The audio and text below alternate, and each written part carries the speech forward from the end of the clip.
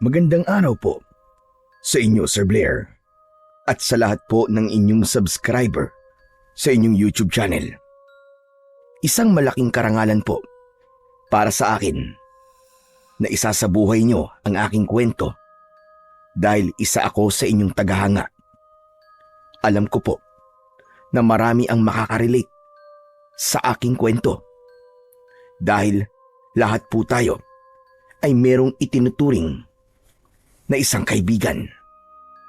At lahat ng magkaibigan ay dumadaan sa isang pagsubok.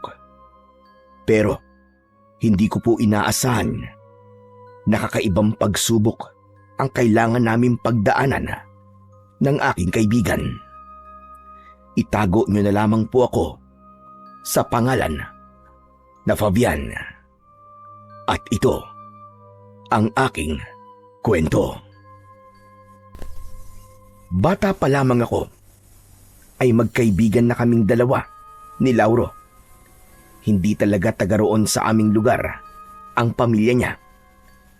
Lumipat sila sa baryo namin dahil nakabili sila roon ng isang malawak na lupain na ginawa nilang taniman ng tubo.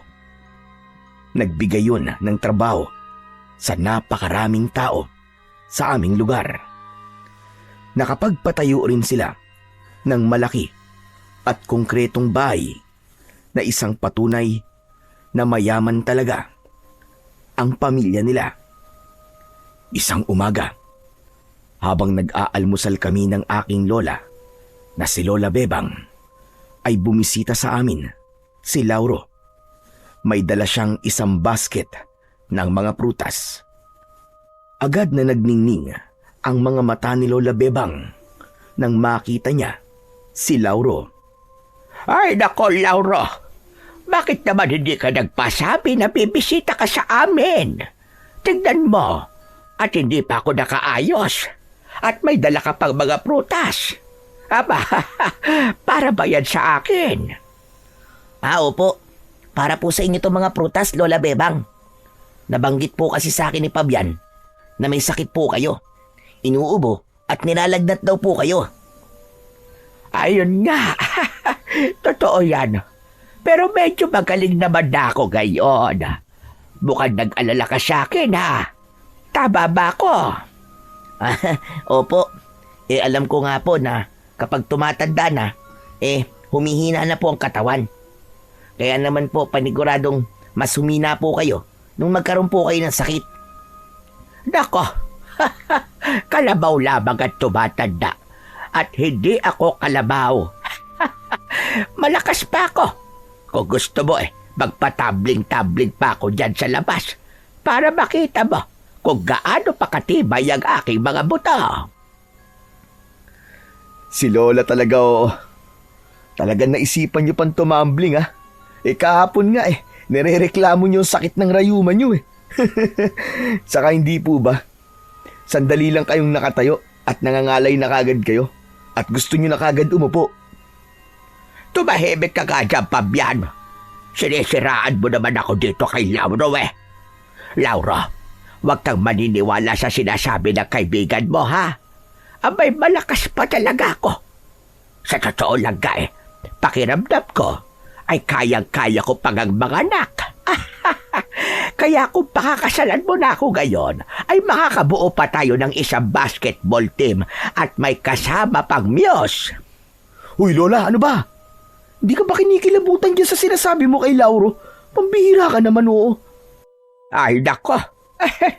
Oo nga pala. Pasensya na, Laura. Pinsan talaga Hindi ko ba maintindihan? Hindi ko na alam kung ano pa lumalabas sa bunganga ko. Ayos lang po, Lola. Basta magpagaling po kayo ng tuluyan, ha? Saka, kumain po kayo palagi ng prutas para maging malakas ang panlaban nyo sa mga sakit. Madali po talaga tayo magkasakit ngayon kasi pabago-bago po ang takbo ng panahon. Maraming salamat talaga. Napakabait mo talaga. Kaya napakaswerte ng babaeng mapapag-asawa mo.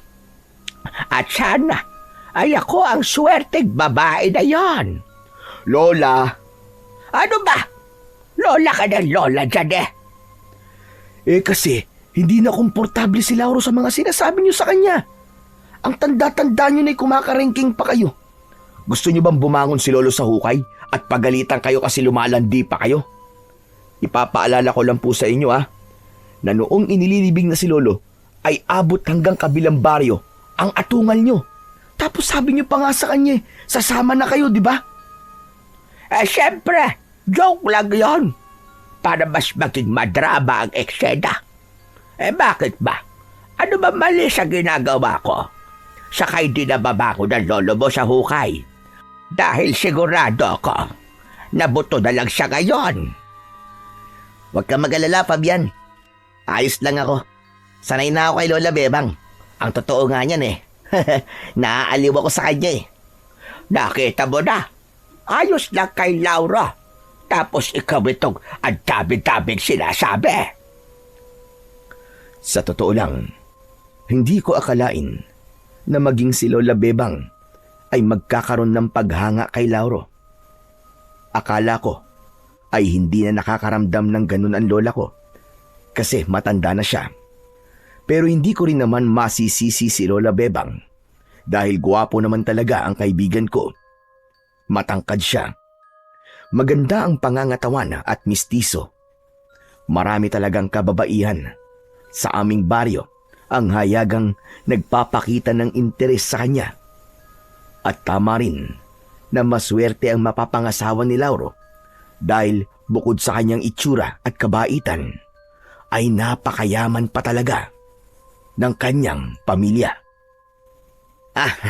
Oo nga pala, Fabian. Natapos mo na ba yung report sa mga na-deliver na tubo at yung mga naibenta natin noong nakaraang buwan? Kailangan ko na kasi sana ngayon yun Darating kasi mamaya si mama at papa. Dapat ay maipakita ko yun sa kanila pagdating nila. Malapit ko na matapos, Lauro. Siguro mamayang hapon, maibibigay ko na sa iyo yun. Sinubukan kong tapusin kagabi pero wala, inantok ako Pasensya ka na. Walang problema. Tamang-tama kasi gabi pa naman sila darating Pero, kumusta pala ang kita noong nakaraang buwan? Maganda. Kasi mas tumaas ang kita ng tubuan kumpara sa mga nakalipas na buwan. Mabuti naman kung ganon. Maraming salamat, Fabian Kasi alam kong personal kang naghahanap ng masusuplayan natin ng tubo. Malaking tulong yon sa negosyo ng pamilya ko. Wala yun, Lauro. Napakaliit na bagay na mga ginagawa ko kumpara sa tulong mo sa akin at kay Lola Bebang. Yung pagbibigay mo sa akin ng mataas na posisyon sa negosyo nyo, kahit hindi ako nakapagkolehiyo, sobrang laking tulong na sa amin ni Lola. Karapat dapat ka naman talaga sa posisyon na yun At wala akong pagsisisi na ibinigay yun sa'yo dahil nagagawa mo ng maayos ang lahat ng trabaho mo. Napangiti ako sa sinabing yun ni Lauro. Kaya kong ipagmalaki na nakuha ko ang posisyon ko sa negosyo ni na Lauro hindi dahil sa matalik kaming magkaibigan. Noon kasi ay namatay ang namamahala sa tubuhan ni na Lauro. Biglaan yun, kaya nataranta siya kung sino ang ipapalit niya sa pwestong yun. Hanggang sa inalok na nga sa akin ni Lauro ang naturang pwesto. Sa una ay nagkaroon ako ng alinlangan, pero tinanggap ko pa rin.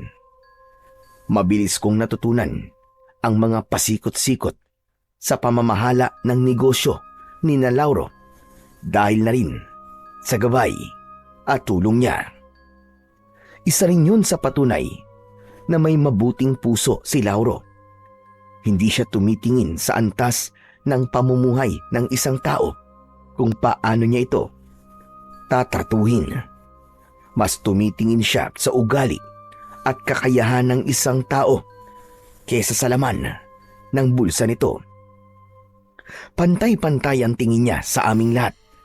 Kahit pa mas nakakaangat siya sa amin pagdating sa estado ng pamumuhay. Oo nga pala. Kumusta yung pakikipaglaban mo sa mga aswang noong nakaraang linggo? Ngayon ko lang naitanong yan sa'yo kasi halos 1 linggo ako nasa Maynila Ayun, kahit pa paano, ay may mga aswang naman ako napatay. Pero Marami-rami pa rin sila. Hindi ko na nga alam kung mauubos ko pa sila sa dami nila eh. Mahirap yung ginagawa mo, Fabian. Hindi birong makipaglaban sa mga aswang. Lalo na't mag-isa ka lang. Alam mo, Fabian, hindi kaya oras na para iain mo ang ilang kalalakihan dito sa atin na tulungan ka sa pakikipaglaban mo sa mga aswang? Ay, nako, Laura. Matagal ko na yan sinabi sa kanya, pero ayaw niyang gawin. Manang-mana yan sa lolo niya na akala kayang-kaya ang lahat nang hindi humihingi ng tulong sa iba. Hindi naman po sa ganun, Lola Bebang. Kasi po, kahit noon pa nung si Lolo ang manunugis ng aswang dito sa atin, ay ayaw na makipaglaban ng mga tao rito, hindi po ba? Ilang beses nang hinimok ni Lolo mga kalalakihan dito na tulungan siya makipaglaban. At ilang beses din siyang tinanggihan. Kahit pa sinabi niya, nanda siyang sanayin ng mga yon. Kaya alam ko na po kapag kinausap ko sila, ay pareho na sagot lang ang makukuha ko. Hindi ko rin sila masisisi. Kasi alam ko naman na takot sila. At delikado talaga makipaglaban sa mga aswang. Bakit kasi hindi na lang ako ang sanayin mo eh? Handa ako na tulungan ka sa mga laban mo. Nako, talagang kahaga-haga ka, Laura. Hindi ka lang gwapo. Napakatapag mo pa. Hindi na kailangan, Lauro. Kaya kong tapusin ang laban na inumpisahan ng lolo ko. Ayoko malagay sa panganib ang buhay mo. Saka ang gusto ko talaga ay akong uubos sa mga aswang na yon bilang pagiganti sa pagkakapatay nila kay lolo. Basta, kapag kailangan mo ng tulong, magsabi ka lang sa akin. O siya, paano? Kailangan ko na palang umalis. May gagawin pa kasi ako sa tubuan eh. O sige, Lauro. Magkita na lang tayo doon mamaya. Aalis na po ako, Lola. Kainin niyo na po yung mga prutas na dala ko Oo naman. Hindi ko lang kakainin ang mga yan. Itatabi ko pa sa pagtulog ka. Bahagyang natawa si Lauro sa sinabi sa kanya ni Lola Bebang. Nang nakaalis na siya, ay tinignan ko si Lola sabay iling. Ano? Anong problema mo? At may pailing-iling ka pang nalalaban dyan. Ay nakola, nakakahiya po kasi kayo. Talagang nakikisali pa kayo sa mga babaeng nagkakagusto kay Lauro. Aba, iho. Masisisi mo ba ako? Sadyang napakagwapo at bait nung si Lauro. Walang babae ang hindi magkakagusto sa kanya kasi lahat ng katangian na hinahanap ng isang babae sa isang lalaki ay ibinigay lahat sa kanya ng Panginoon. Saka ito na lang ang isipin mo, Apo, ha? Kapag pinakasalan ako ni Lauro, ay magiging mayaman na tayo. Siyempre, lahat ng meron siya. Kalahati ng mga yon ay sa akin na. Kaya kung ako sa'yo, imbes na palagi mo kung sinisiraan kay Lauro, ilakad mo ako sa kanya. Sabihin mo sa kanya ang magagandang katangian ko. Para naman, ibigin niya na ako. Ay nako. At ano na naman po magagandang katangian yung ibibida ko sa kanya, Aber? Aba, marami. Mahusay ako sa mga gawaing bahay. Magaling ako magluto. Marami ako kayang lutuin na mga putay at lahat ng yon ay ubod ng sasarap. At hindi lang ang luto ko ang masarap, kundi pati na rin ako, saksakan ng sarap. Lola, kadiri ka naman. Talaga nagmumurang kamyas na kayo. Tama ka. Isa nga akong kabyas kasi meron pa akong asim. Asim sa kilikili, pwede pa. Lola, kinikilabutan ako sa mga sinasabi nyo. Hindi niyo po ba naiisip na parang apo niyo na po si Lauro? Kasi magkaedad lang po kami. Hoy, wala sa edad ng pag-ibig, Han eh. At bakit mo naman pipigilan ng isang matandang kagaya ko na magmahal? Aba, Apo, bilang daan taon na ilalagi ko rito sa mundo, kaya hayaan mo na akong maging masaya. Yung kasiyahan po kasi na gusto nyo ay imposible kong maibigay sa inyo. Basta, pabayaan mo na lang ako na magkagusto kay Laura. Kung hindi ba niya ako mahalin pabalik, ay walang problema sa akin. Basta sa pinagkukunan ko ng kilig, Tapos ang usapan. Ay, ewan. Bahala na nga po kayo sa buhay nyo. Matanda na kayo. Kaya siguro naman alam nyo na ang ginagawa nyo. Ipinagpatuloy ko na lang ang pagkain ko habang si Lola Bebang ay panayang irap sa akin. Hindi ko naman talaga siniseryoso ang pagkagusto ni Lola kay Lauro. Naniniwala ako na paraan lang yun ni Lola para makipagkulitan sa akin. Saka ipinagpapasalamat ko rin ang ganung ugali ni Lola Bebang dahil talagang nakakaaliw siya.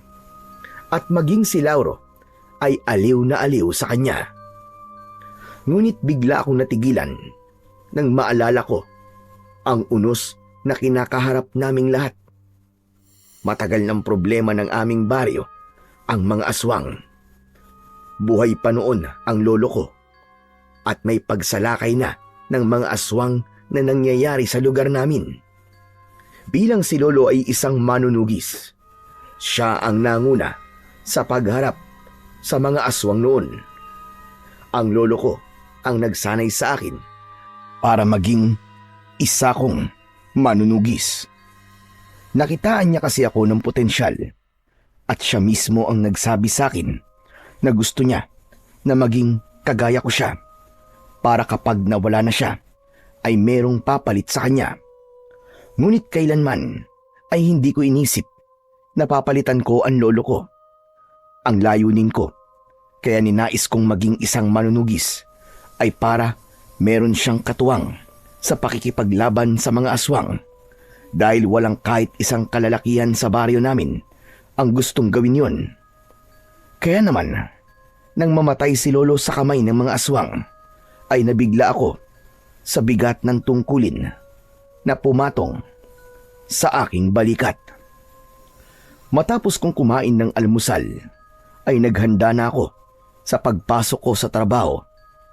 Nang umalis ako sa aming bahay, ay dinala ko na rin ang aking notebook na naglalaman ng record ng kita ng tubuhan. Nakalagay din doon ang mga pinagdeliveran namin ng tubo nung nakaraang buwan. Habang naglalakad ako, ay isang babae na makakasalubong ko ang agad na kumuha sa aking atensyon. May bitbit siyang isang traveling bag. Nakasuot siya ng puting blusa at asul na palda. Sigurado ko na hindi siya nakatira sa aming baryo dahil hindi pamilyar sa akin ang mukha niya. Napahinto ako sa paglalakad. Pakiramdam ko ay may kung anong mahika ang kanyang kagandahan. Tama lamang ang taas niya. Balingkinitan ang katawan niya at morena ang kanyang balat. Simple ang ganda niya, pero yun ang klase ng ganda na hindi nakakasawang pagmasdan. Huminto ang babae sa harapan ko at napatulala ako. Excuse me. Pwede ba magtanong? Ang sabi ko, kung pwede magtanong. Sige. Ano ba yun? Saan dito yung bahay ni Kapitana Ramona? Doon pa yon sa dulong bahagi nitong baryo. Kung gusto mo sasamahan na kita para hindi ka maligaw. Naku, sige. Pero hindi ba ako nakakaabala sa'yo? Baka may gagawin ka. Wala naman. Tara, samahan na kita.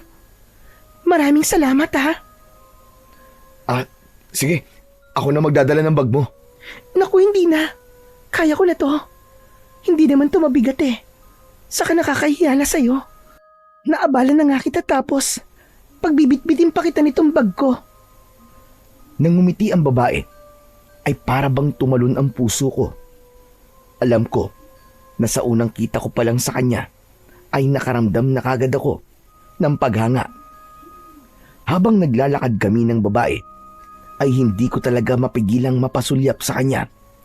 Sinabi ko sa sarili ko na kailangan ko siyang kausapin para malaman ko ang pangalan niya.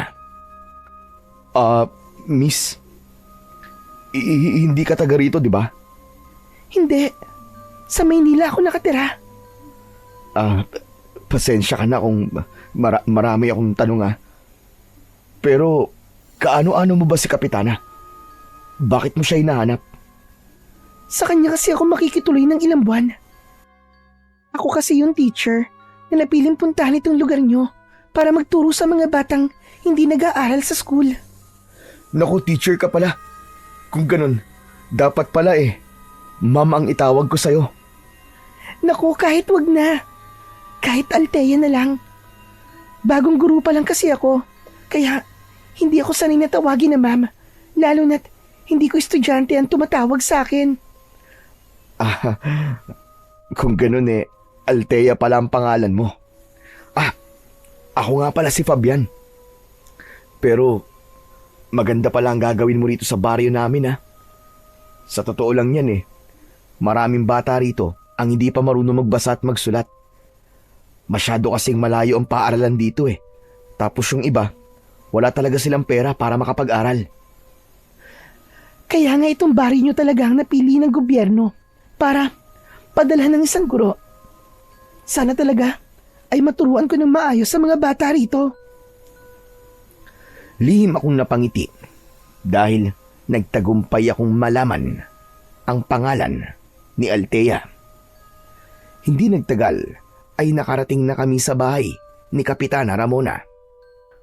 Oh, Althea, yan yung bahay ni Kapitana. Kumato ka na lang. Sigurado naman ako na nandyan siya sa loob. Maraming salamat ulit sa iyo, Fabian Naku, walang ano man yun. O paano? Iwanan na kita rito Mag-iingat ka. Sige, ikaw rin. Ingat ka. At salamat ulit. Muling ngumiti si Althea sa akin. Gumanti ako ng matamis na ngiti sa kanya bago ako tumalikod at naglakad palayo. Hindi na naalis ang ngiti ko hanggang sa makarating ako sa tubuan. Hindi ko na kasi matandaan kung kailan ang huling beses na kinilig ako sa isang babae. Masasabi ko na may pambihirang ganda talaga si Althea para mabiyag niya agad ako ng ganun kabilis. Maraming magagandang babae sa aming baryo pero kahit isa sa kanila ay hindi ako nakaramdam ng ganun. Hindi naman sa mapili ako pero siguro ay sadyang wala sa mga babae sa baryo namin ang nais kong makasama habang buhay. Nakasalubong ko si Lauro at agad na kumunot ang noo niya nang makita ko. Oh, kakaiba yata ang ngiti mo ngayon, Fabian May maganda man nangyari. Baka naman pwede mong sabihin sa akin. Diyos ko, talagang napakaganda. Sobrang ganda. Nang alin ba? Hindi alin, kundi sino. Lauro, may nakilala kasi akong isang magandang babae habang papunta ako rito. Grabe, iba ang dating niya. Pakiramdam ko ay nagugustuhan ko na kagad siya. Kaya naman pala ang ganda ng ngiti mo Abot tingi. Para kang jumakpat sa loto. Sino naman yung babae na yan? Baka pwede mo naman akong ipakilala dyan. Oo ba? Hayaan mo, kapag nagkita ulit kami, ipapakilala ko siya sa'yo. Ay oo nga pala, tatapusin ko na ngayon yung report para maibigay ko na sa'yo bago dumating sila sir at ma'am. O sige, pero wag ka magmadali. Gabi pa kasi ang dating nila Mas okay na madaliin ko na to para marami pa akong magawa. Ikaw talaga, napakasipag mo.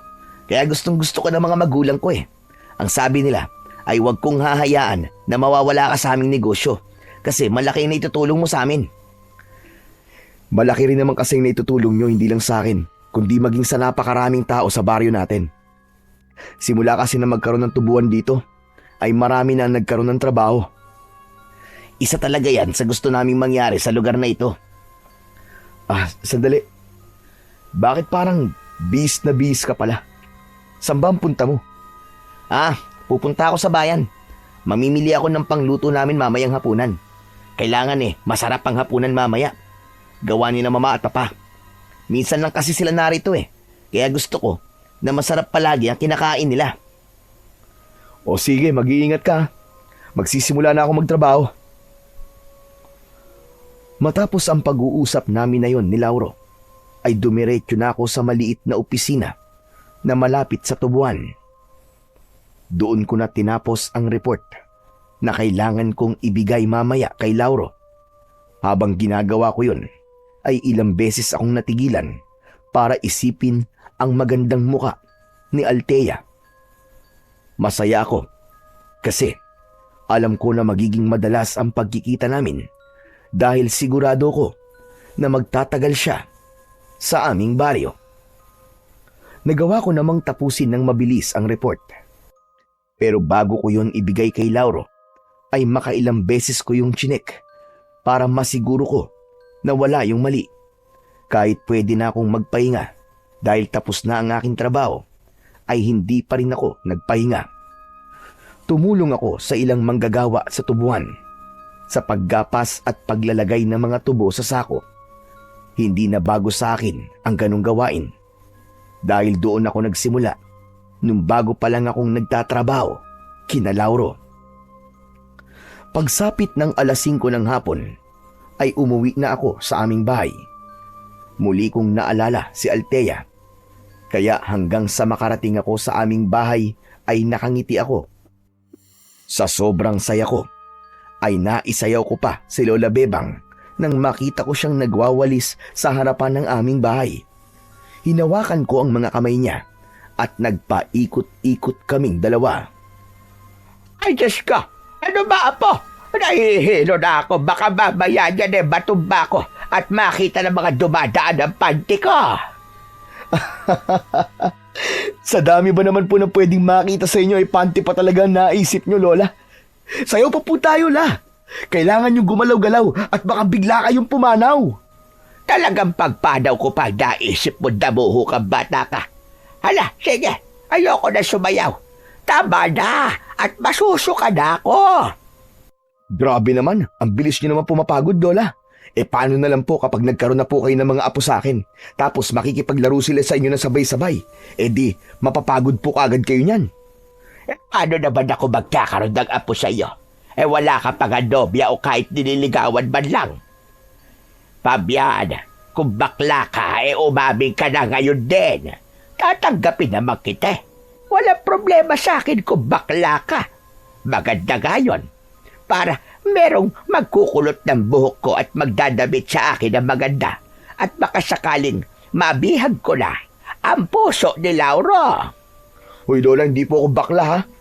Hindi porke wala akong nobya o nililigawan ay bakla na kagad ako. Talagang hindi lang po ako nagmamadali pagdating sa larangan ng pag-ibig. Aba, bigla ka namang naging makata ngayon. Sandali nga po. Bakit mo nga pala nasabi kanina na paano kung magkaroon ako ng mga apo sa iyo? May ibig ka ba sabihin doon?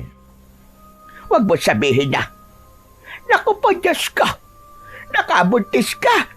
Diyos ko naman, Fabian, hindi ba sabi ko sa iyo huwag kang mabubuntis nang hindi ka pa kasal? Kasalanan sa Panginoong Diyos yan. Lola, huminahon ka lang. Baka mamaya may makarinig sa'yo, tapos isipin na nakabuntis talaga ako. Hindi po ako nakabuntis. May nakilala lang po akong babae na nagustuhan ko. La, napakaganda po niya at mukha po siyang mabait.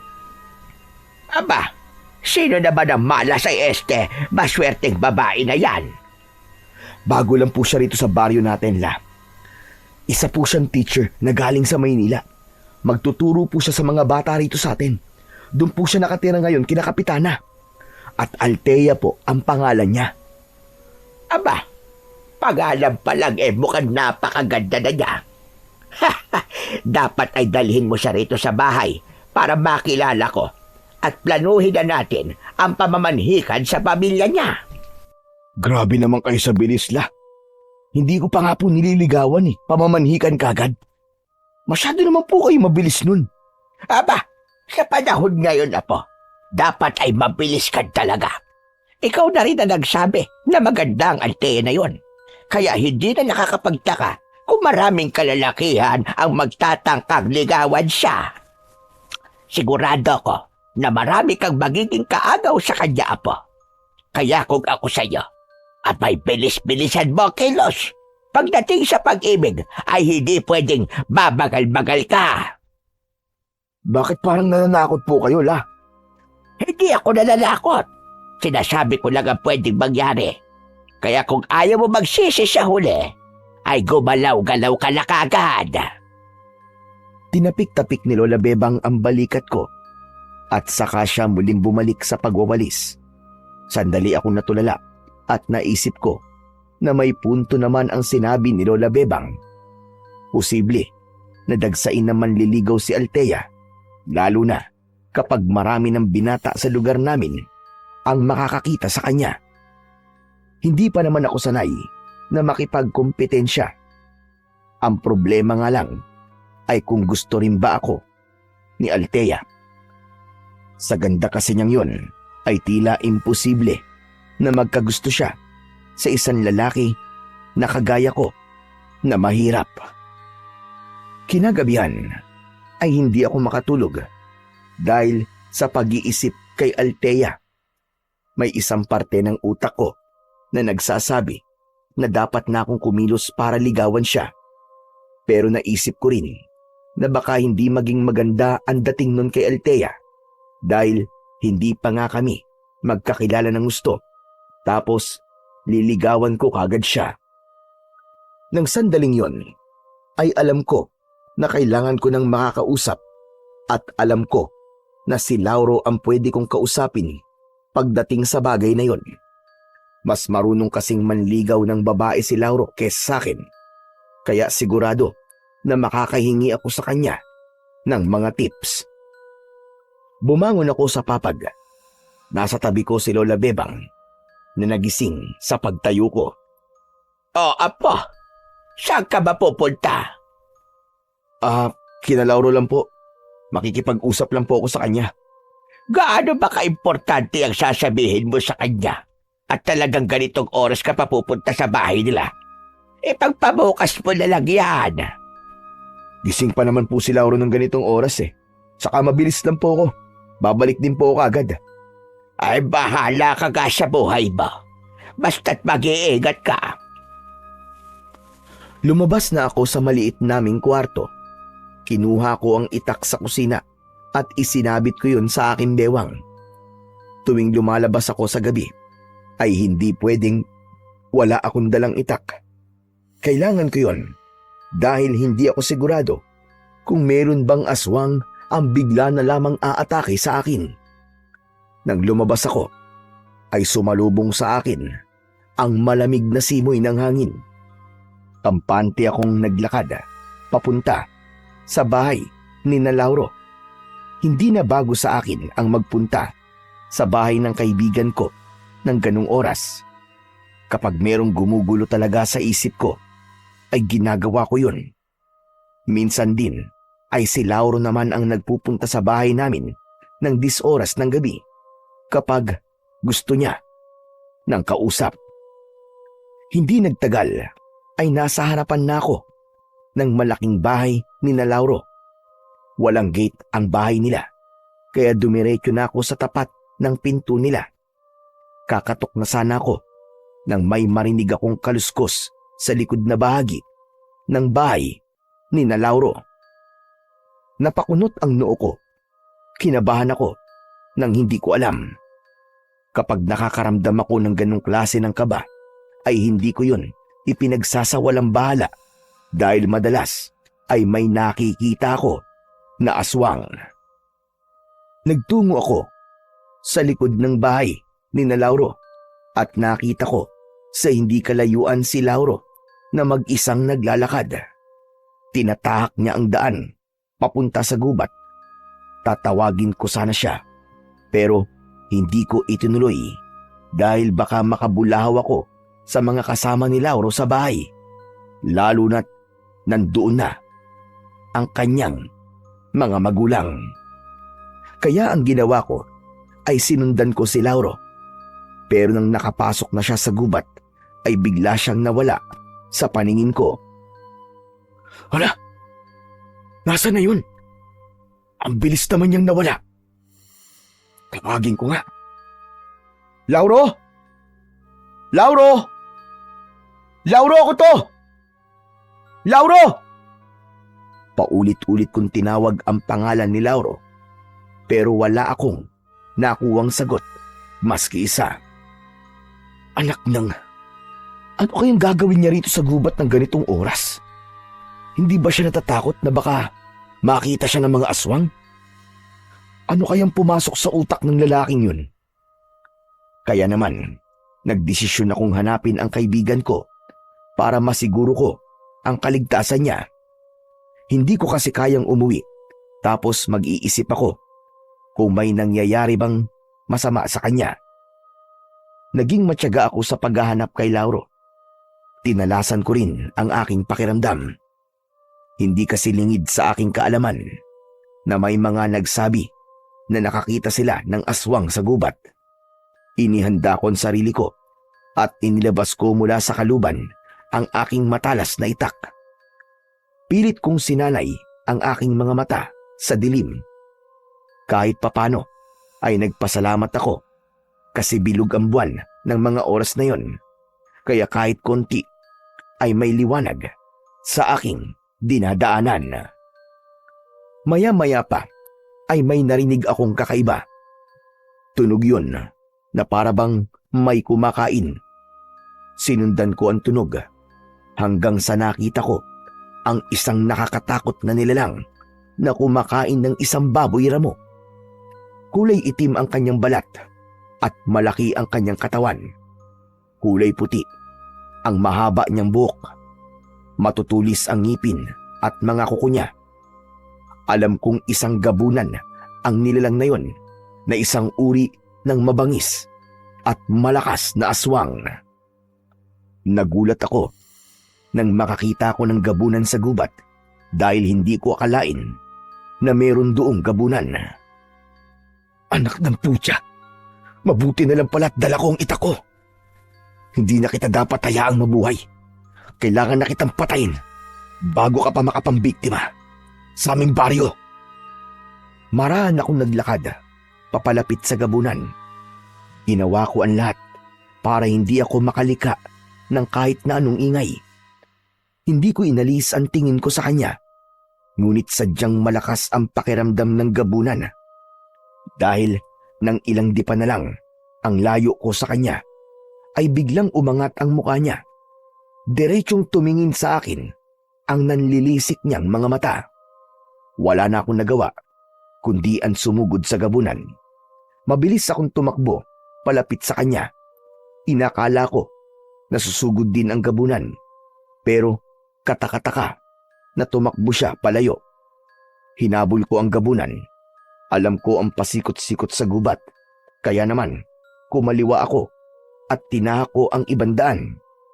Makalipas lamang ang ilang segundo, ay muli akong kumaliwa at nagulat ang gabunan nang sumulpot ako sa kanyang harapan. Akala mo ba ay makakatakas ka sa akin? Hindi ako makikipaglaban sa'yo. Hayaan mo na lang ako makalis. Hanep pa. Sa lahat yata ng aswang, ikaw lang ang nagsabi sa akin yan. Hindi kita hahayaang makaalis, hayop ka. Dahil sigurado ko na manggugulo ka sa aming baryo kapag hinayaan pa kitang mabuhay. Malakas akong sumigaw, sabay sugod. Mabilis namang naiwasan ng gabunan ang pag-atake ko gamit ang aking matalas na itak. Agad akong humarap sa kanya, pero malakas niya akong itinulak. Sa lakas ng pagtulak niya sa akin, ay halos lumipad na ako. Nagpagulong-gulong ako ng pasadsad sa lupa. Nang tumayo ako, ay wala na sa harapan ko ang gabunan. Luminga ako, pero wala na akong makitang bakas kung saan siya nagpunta. Hoy! Bumalik ka rito, duwag! Harapin mo ako! Buisit! Nakatakas pa ang hayop! Nanlamig ako nang maalala ko bigla ang kaibigan kong si Lauro. Kinabahan ako kasi naroon din siya sa gubat. Hindi malabong makita siya ng gabunan at kapag nangyari yon, ay paniguradong hindi maganda ang mangyayari kay Lauro, lalo na't wala naman siyang kaalaman pagdating sa pakikipaglaban. mas lalo akong nagpursige sa paghahanap kay Lauro.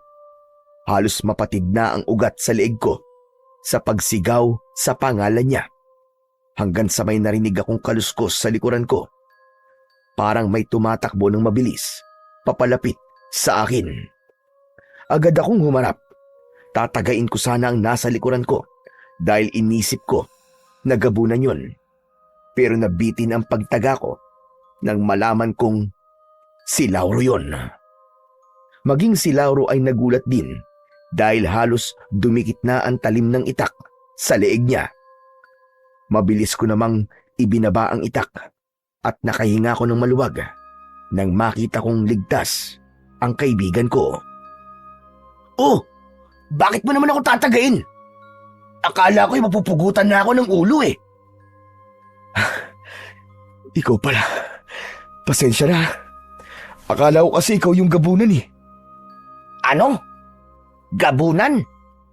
Anong gabunan na sinasabi mo? Isa yung uri ng aswang. May nakita akong gabunan dito kanina. Lalabanan ko nga sana eh, pero nakatakas eh. Hindi ko alam kung bakit niya yung ginawa. Gayong alam ko sa mga ganong uri ng aswang ay mababangis lahat at hindi umaatras pagdating sa pakikipaglaban. Ngayon ko lang nalaman na may ganyang klase pala ng aswang. Pero, ano palang ginagawa mo rito? Bakit napadpad ka rito ng ganitong oras? Yun na nga. Pupuntahan sana kita sa bahay niyo kasi gusto ko ng kausap. Pero nakita kita na pumasok dito sa gubat kaya sinundan kita. Eh ikaw, anong ginagawa mo rito ng ganitong oras? Hindi ka ba natatakot na baka mamaya may aswang na umatake sa'yo? Hindi kasi ako makatulog eh. Kaya naisipan kong mangaso. Teka nga, at kailan ka pa natutong mangaso? Matagal na. Hindi ko lang sinasabi sa'yo. Kung nangangaso ka, nasaan ang gamit mo? Wala naman ako nakikitang may pana o baril kang dala. Ah, iyon ba? Naiwan ko kung saan eh. Pero bukas ng umaga ko na lang babalikan. Ang mabuti pa, umalis na tayo rito. At baka mamaya, bumalik yung gabunan na sinasabi mo eh. Tara na! Sige, mabuti pa nga. Kung ako lang kasi ang nandito ay talagang tutugisin ko ang gabunan na yon. Hindi ako lalabas ng gubat nang hindi siya napapatay. Pero dahil kasama kita, kailangan na nating umalis. At baka kung ano pang mangyari sa'yo dito eh. Magkasama kaming lumabas ni Lauro ng gubat. Hindi nagtagal ay nakarating na kami sa likod ng bahay nila. At huminto kami roon. Ah, oo nga pala. Ano ba yung sasabihin mo sa akin? Sa tingin ko kasi importante yan. Kasi kapag gusto mo akong kausapin ng ganitong oras, ay dalawa lang naman ang dahilan. May mabigat kang problema o hindi kaya, hihingi ka ng payo sa akin. Bukas ko na lang sasabihin sa'yo. Nawala na ako ng ganang magkwento dahil sa gabunan na yon. Yun na kasi ang iniisip ko ngayon eh. Bukod pala sa mga pangkaraniwang aswang, ay may gabunan din pala akong kailangan tugisin. Sigurado ka ba? Baka mamaya niyan hindi ka makatulog nang hindi mo nasasabi sa akin ang gusto mong sabihin. Bukas na lang talaga. Saka okay na ako kasi alam kong ligtas ka na. Napakaswerte ko talaga na meron akong kaibigan na kagaya mo, Fabian. Pakiramdam ko tuloy meron akong personal na tagapagtanggol. Siyempre naman, hindi ko pwedeng hayaan na may masamang mangyari sa'yo, no? Kasi para na tayo magkapatid. Kahit pa nga buhay ko, kaya kong isugal para sa'yo, tol. Ganun kakalakas sa akin Para namang maiiyak ako sa sinabi mong yan Sige na, tama na to. At baka magkaiyakan pa tayong dalawa dito. Sige na tol, bumalik ka na sa loob ng bahay nyo at bukas na lang tayo mag-usap. Huwag ka nang babalik sa gubat ha, delikado ron. Oo tol, hindi na. Nakakaramdam na rin ako ng antok Matutulog na lang ako. Hinintay ko munang pumasok si Lauro sa bahay nila bago ako naglakad pauwi sa amin. Masasabi ko na maswerte rin talaga ako na naging kaibigan ko si Lauro.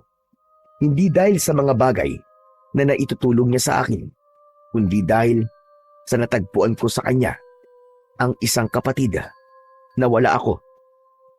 Sa tagal na naming magkaibigan ay masasabi ko na walang kahit na anong bagay o tao ang makakasira ng aming pagkakaibigan. Kinaumagahan, habang nag-aalmusal kami ni Lola Bebang, ay ikinuwento ko sa kanya ang nangyari nung nakaraang gabi. Maging siya ay nagulat nang malaman niya na merong gabunan sa aming baryo. Sa tagal ko na rito, ay ngayon ko lang nalaman na meron palang gabunan dito sa atin. Kahit na ang lolo mo ay hindi nakakita ng gabunan nung nabubuhay pa siya. Kaya nga po nakakagulat talaga, Lole. Kinabahan tuloy ako kasi alam kong mas mahirap pong kalaban ng isang gabunan kumpara sa mga pangkaraniwang aswang. Kahit mag-isa lang siya, ay parang isang batalyon ng mga aswang ang katumbas niya. Sinabi mo pa. Naalala ko tuloy ang sinabi ng lolo mo noon na sa lahat ng aswang, ang gabunan ng ayaw na ayaw niyang makalaban dahil malalakas talaga sila. Pero totoo ba ang sabi-sabi na maganda ang katawan ng isang gabunan, apo? Meron ba siyang pumuputok na mga abs? Meron, Lola. Teka, sandali. Mukhang iba na yung nasa utak mo, Lola, ha? Dumali na naman kayo sa pagiging makamundo nyo, ha? Tinanong ko lang naman kung may abs ang gabunan. Makamundo na kagad. Pambihira naman itong batang ire. Hindi ba pwedeng gusto ko lang malaman kung totoo sabi-sabi na may magandang katawan na mga gabunan? Naputol ang pag-uusap namin ni Lola Bebang nang marinig namin ang pagtawag ni Lauro sa labas. Aba, nandito na naman si Lauro ng ganito kaaga. Siguro ay na-miss niya ako at gusto niya akong makita. Napailing na lang ako sa sinabi ni Lola Bebang. Magkasama kaming lumabas at nagulat ako nang malaman kong kasama ni Lauro si Althea. Napakaganda ni Althea sa suot niyang bulaklaking bestida. Nakatali ang mahaba niyang buhok. Napatulala ako pagkakita ko kay Althea. Aba, sino yung babaeng kasama mo, Lauro? Huwag mo sabihin na nobya mo yan. Iiyak na ako ngayon. Ganyan talaga si Lola Bebang, Althea. Mapagbiro siya. Lola, ito po si Althea. Siya po yung guro na ipinadala rito ng gobyerno para magturo po sa mga bata dito sa atin na hindi po nakakapag-aral. Althea, siya naman si Lola Bebang. Siya naman si Fabian. Matalik kong kaibigan yan. Dikit na dikit kaming dalawa niyan. Para kami magkapatid. Nagkakilala na kami ni Fabian nung unang araw akong dumating rito. Talaga? Paano kayo nagkakilala? Siya ang nagatid sa akin sa bahay ni Kapitana. Maraming salamat pala ulit sa'yo, Fabian. Walang anuman. Althea pala ang pangalan mo. Fabian po. Hindi ba siya yung... Mabilis kong tinakpan ang bibig ni Lola Bebang gamit ang mga kamay ko dahil alam ko kung ano ang sasabihin niya. Palihim kong pinanlakihan ng mga mata si Lola at sa tingin ko ay nakuha niya ang ibig kong sabihin. Kaya tumango siya. Naikwento ko kasi kay Lola na may gurong magtuturo sa mga bata dito sa amin. Pero bakit pala magkasama kayong dalawa ngayon? Pumunta kasi ako kanina sa bahay ni Kapitana dahil magbibigay ako ng donasyon para sa mga itatayong poste ng ilaw dito sa atin. Ipinakilala ni Kapitana sa akin si Althea. At ang sabi ni Kapitana ay ipasyal ko muna rito sa atin si Althea habang hindi pa siya nagsisimulang magturo sa mga bata. Bukas pa kasi siya magsisimulang magturo eh. Fabian, pwede ba ako makigamit ng banyo nyo? Kanina ko pa kasi kailangan gumamit ng banyo eh. Sige. Lola, pakisamahan niyo naman po si Althea sa banyo natin. Magkasamang nagtungo sina Althea at Lola Bebang sa likod ng aming bahay kung saan naroon ang aming banyo. Napansin ko na naging seryoso ang muka ni Lauro nang tumingin siya sa akin. Hindi ba, Tol, may nabanggit ka sa akin na babaeng nakilala mo? Ang sabi mo ay nagustuhan mo kagad ang babaeng yon. Si Althea ba ang babaeng tinutukoy mo? Kasi nagkakilala na pala kayo bago ko pa siya makilala. Hindi. Hindi si Althea ang babaeng tinutukoy ko. Eh, sino ang babaeng sinasabi mo na nakilala mo? Na nagustuhan mo na kagad? Ano nga bang pangalan nun? Si Clara. Tama, si Clara. Taga-kabilang baryo siya. Siya yung sinasabi ko na nakilala ko na nagustuhan ko kagad. Ah, ganun ba? Mabuti na lang pala at hindi si Althea ang babaeng sinasabi mo. Akala ko kasi magiging magkaribal pa tayo sa iisang babae. Ayoko mangyari yon kasi paniguradong mag-aaway tayong dalawa. Ha? Anong ibig mo sabihin? Ang bagal mo naman makuha ang sinabi ko. Ang ibig ko sabihin ay may gusto ko kay Althea at bala ko na siyang ligawan. Ewan ko ba? May kakaiba kay Althea. Kaya nakaramdam kagad ako ng ganito sa kanya. Yun lang naman pala eh. Huwag ka mag-alala, tol. Kasi wala akong gusto kay Althea. Hindi siyang tipo kong babae, tol. Mas gusto ko yung kagaya ni Clara. Pero tol, hindi ka ba natatakot na marami kang magiging karibal kay Althea? Sa ganda niyang yun. Sigurado ako na marami ang manliligaw sa kanya dito sa lugar natin. Naisip ko na nga rin yan eh. Pero wala akong pakialam kahit gaano karami ang manliligaw kay Althea. Wala akong kontrol sa bagay na yon. Ang meron lang akong kontrol ay kung paano ko ipapakita kay Althea na malinis ang intensyon ko sa kanya. Hindi na ako nagsalita dahil bumalik na sina Lola Bebang at Althea. Nakakatuwa naman ito si Althea. At sabi ko sa kanya ako na ang iigib ng tubig sa balon. Pero nagpumilit siya na siya na raw ang gagawa nun. Dahil wala raw balon sa lugar nila sa Maynila. Gusto ko po kasing maranasan dito yung mga bagay na hindi ko pa na-experience sa Maynila. Mauna na pala kami ah. Sigurado ko na abutin kami ni Althea na maghapon sa dami ng magagandang lugar na pwede kong pagdalhan sa kanya dito sa baryo natin. O sige. Sige tol, mag-iingat kayong dalawa. Ikaw na rin pala muna ang bala sa tubuan ngayong araw ah. Magiging abala muna ako rito kay Althea. Sige tol, akong bahala. Pagkasabi ko nun, ay ngumiti na lang ako kay Lauro. Malungkot kong pinagmasdan sina Lauro at Althea habang naglalakad sila palayo. Pakiramdam ko ay sinuntok ako ng malakas sa dibdib ng sandaling yon. Hindi ko kasi inakala na darating ang panahon na magkakagusto kami ni Lauro sa iisang babae. Ano? Ano pakiramdam? Masakit pa? Ano po ba sinasabi niyo dyan? Ay sus! Huwag ka na nga magmaang-maangan pa. Alam ko na si Althea yung babaeng ikinuwento mo sa akin na nakilala mo, na nagustuhan mo kagad. Hay nako, ang tadhana nga naman. Bakit kay lupit mo? Bakit mo kang mag-aagawan pa ang dalawang magkaibigan sa iisang babae? Kailan pa po kayo naging makata, Lola? Abay ngayon lang. Pero ano nang gagawin mo ngayon, iho? Makikipagkompetensya ka ba kay Lauro sa puso ni Althea? Hindi po. Wala po akong balak na gawin yan, Lola. Ayoko pong masira ang pagkakaibigan namin ni Lauro na dahil lang sa isang babae. Magpaparaya na lang po ako. Saka sigurado ko na sa aming dalawa ni Lauro ay mas may pag-asa si Lauro kumpara sa akin. At bakit mo naman nasabi yan? Lola naman, kailangan ko pa po ba't sagutin ang tanong nyo? Malamang.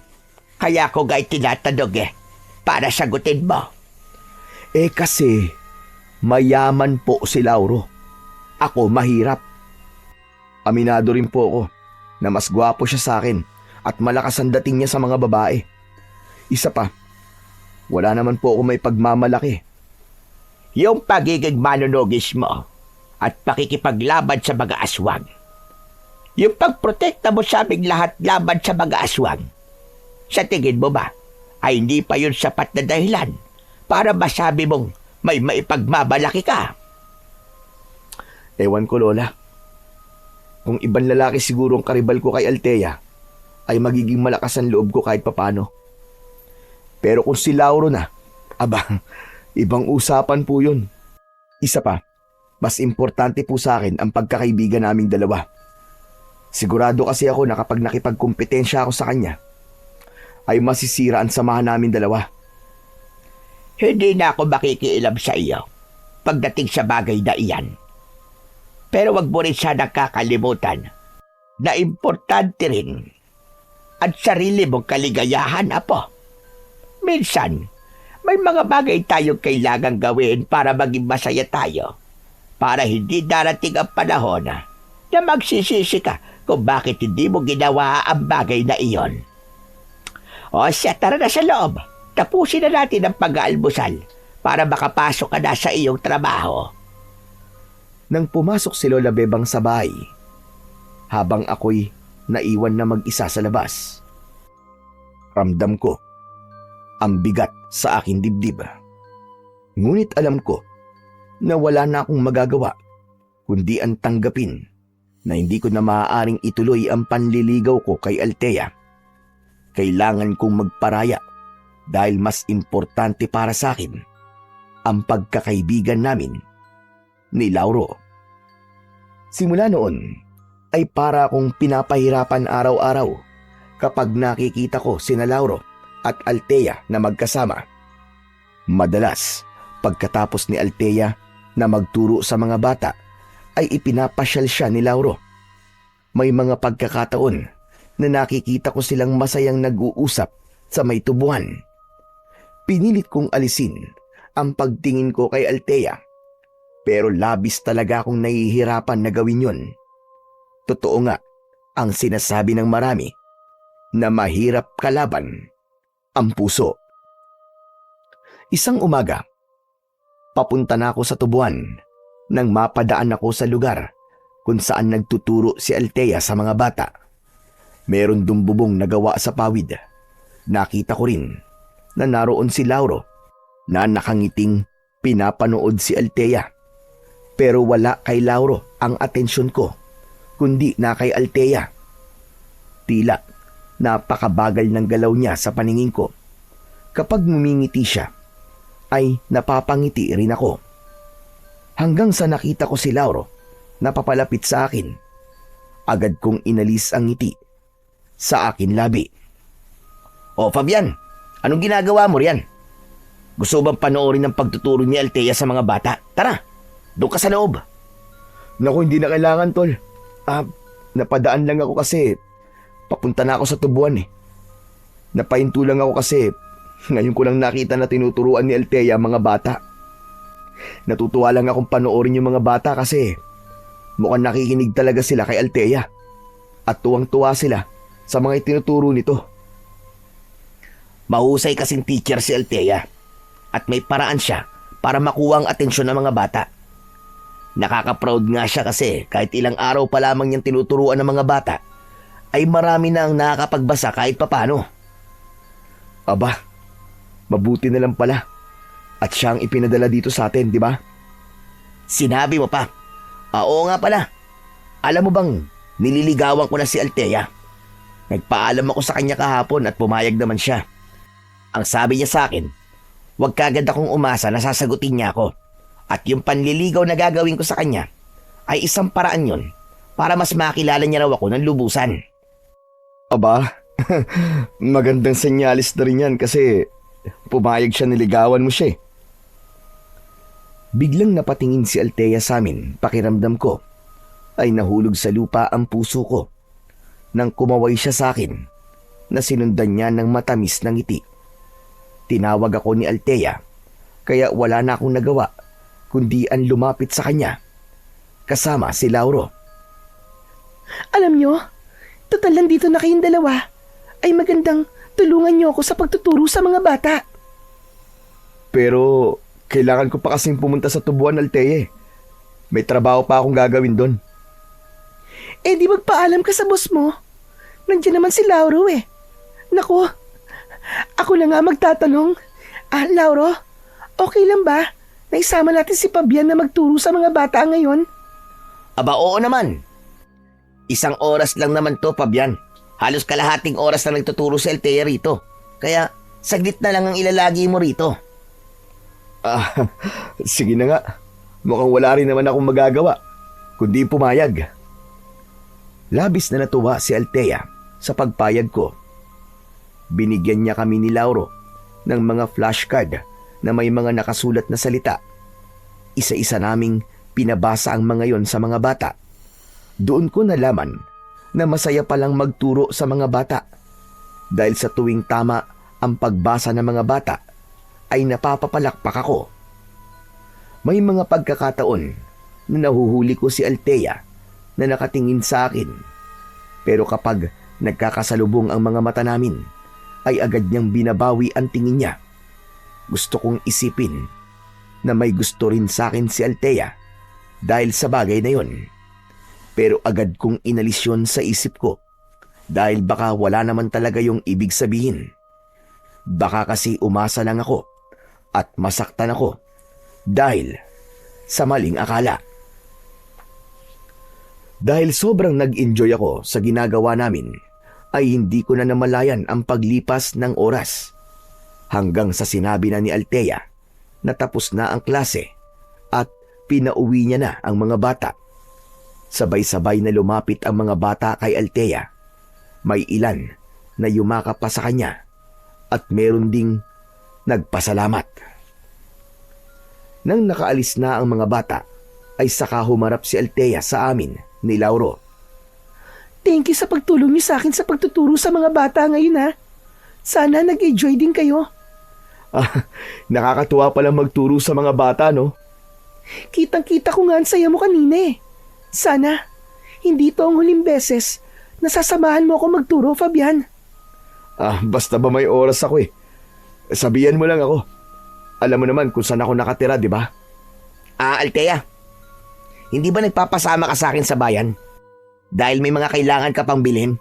Mas maganda kung ngayon na tayo aalis para mas marami tayong oras sa pagbili. Ay, oo nga pala. Nawala na yun sa isip ko ah. Teka, uuwi lang ako sandali sa bahay ni Kapitana para maligo at magpalit ng damit. Sasamahan na kita. Fabian, pumunta ka na sa tubuan. Siguraduhin mo na magtatrabaho ng maayos sa mga tao ron. Kung magkakaroon ng problema, sabihin mo kagad sa akin pagbalik ko. Nakangiti akong tumango kay Lauro. Pero napansin ko ang labis na kaseryosohan ng pagsasalita niya. Kinabahan ako dahil baka nahalata niya ang kakaibang ningning ng mga mata ko habang kausap ko si Althea. Baka nagkaroon siya ng hinala na may gusto rin ako kay Althea. Nang umalis na sila ni Althea, ay saka lang ako naglakad papunta sa tubuan. Nag-focus na lang ako sa mga kailangan kong gawin para mawala ang selos na nararamdaman ko. Kinagabihan, hindi ko inasahan na may mga aswang nasasalakay sa aming baryo. Agad kong kinuha ang matalas kong itak at lumabas ako ng bahay para makipaglaban. 2 aswang ang agad na sumalubong sa akin, pero hindi ako nagpakita ng takot sa kanila. Tinaga ko ang isa sa braso nang akmang kakalmutin niya ko, habang ang isa naman ay sinaksak ko sa leeg na agad niyang ikinamatay. Nagpatuloy ang pakikipaglaban ko sa mga aswang. Inuna ko yung mga umaatake sa mga tao. Hanggat maaari ay ayokong may masasaktan sa mga tao sa aming baryo. Ngunit sa kasamaang palad, isang aswang ang nagawa kong kagatin sa braso. Mabuti na lang at nang sasaksakin ko siya sa tiyan, ay kumawala ang ngipin niya at doon na ako nagkaroon ng pagkakataon para laslasin ang kanyang leeg. Nang makita ng mga aswang na wala silang laban sa akin, ay nagsimula na silang umatras. Sabay-sabay silang tumakbo palayo hanggang sa tuluyan na silang nawala sa paningin ko.